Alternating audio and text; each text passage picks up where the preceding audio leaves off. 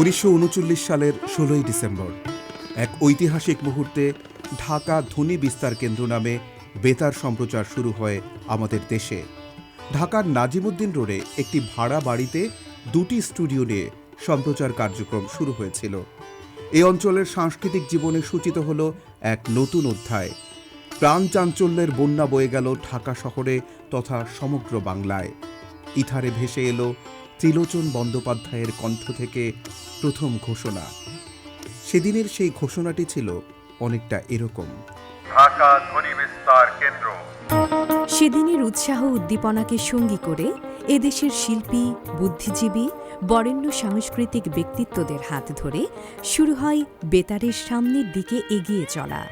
উদ্বোধনী দিনেই যারা গান পরিবেশন করেছিলেন তাদের মধ্যে ওস্তাদ গুল মোহাম্মদ খান, উৎপলা ঘোষ, কল্যাণী দাস, লায়লা আরজুমান্দ বানু অন্যতম।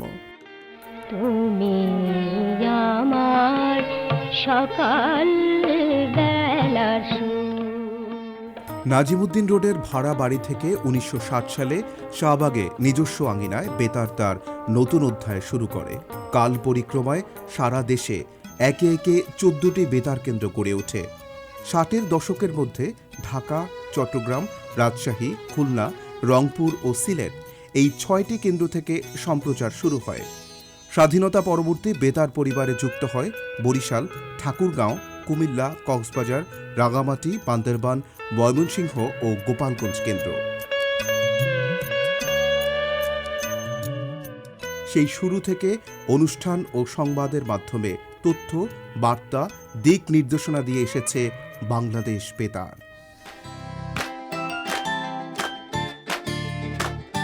15টি AM ও 27টি FM ট্রান্সমিটারের মাধ্যমে ঢাকা, চট্টগ্রাম, রাজশাহী, খুলনা সহ প্রায় 96% অঞ্চল রয়েছে বেতারের কাভারেজ এরিয়ার মধ্যে। বর্তমানে মধ্যম তরঙ্গ ও FM ট্রান্সমিটার ছাড়াও মোবাইল অ্যাপস ও বাংলাদেশ বেতারের ওয়েবসাইটে সকল কেন্দ্রের অনুষ্ঠান শোনা যাচ্ছে। বাংলাদেশ বেতার অ্যাপ, সবার জন্য, সব সময়, সবখানে। স্বাধীন বাংলা বেতার কেন্দ্র।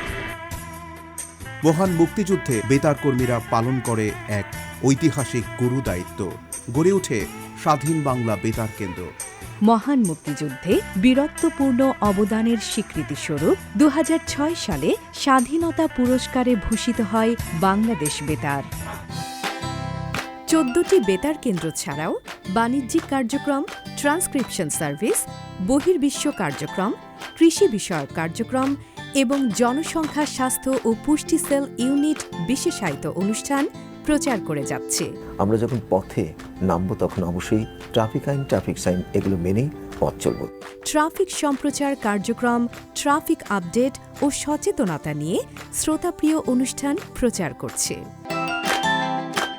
ট্রান্সক্রিপশন সার্ভিস বাংলাদেশের একমাত্র অডিও আর্কাইভ। এখানে সংরক্ষিত আছে বাংলাদেশের সকল রাষ্ট্রপ্রধানের ভাষণ, জাতীয় গুরুত্বপূর্ণ অনুষ্ঠান, লোকগানের বিশাল সংগ্রহ। রয়েছে জাতীয় পর্যায়ের শিল্প ও সাংস্কৃতিক ব্যক্তিত্বের অংশগ্রহণে অনুষ্ঠান ও সাক্ষাৎকার। সামনের গান গাই, আমার চক্ষে পুরুষ রমণী, কোনো ভেদাভেদ নাই। বিশ্বে যা কিছু মহান সৃষ্টি চিরকল্যাণকর, অর্ধে তার করিয়াছে নারী, অর্ধে তার নর। বাংলাদেশ বেতার কালের প্রবহমানতায় তার বহুবিধ চ্যালেঞ্জ মোকাবেলা করেই এগিয়ে যাচ্ছে।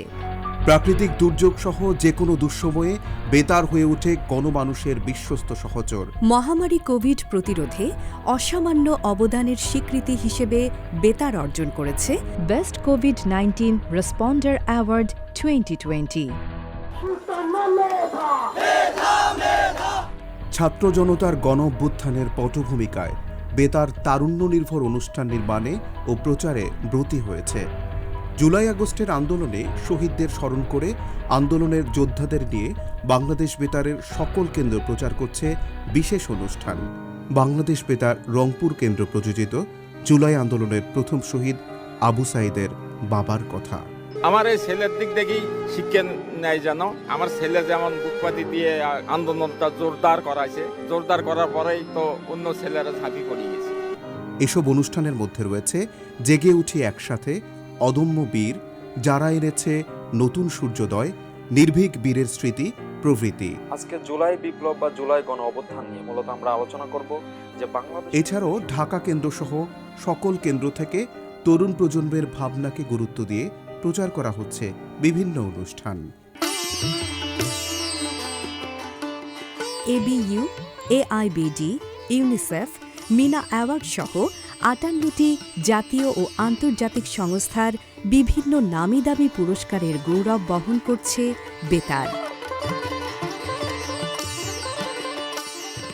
দেশীয় সংস্কৃতির চর্চা, শিল্পী তৈরি ও শিল্পের পৃষ্ঠপোষকতা সহ সরকারের মুখপাত্র হিসেবে বিভিন্ন জনগুরুত্বপূর্ণ বিষয়াদি তুলে ধরছে মানুষের সামনে।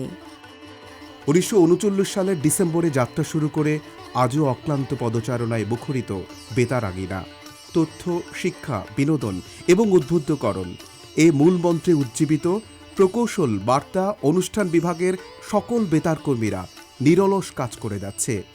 বেতারের ৮৫তম প্রতিষ্ঠাবার্ষিকীতে আমাদের অগণিত শ্রোতা বন্ধুদের জানাই প্রাণঢালা অভিনন্দন ও শুভেচ্ছা।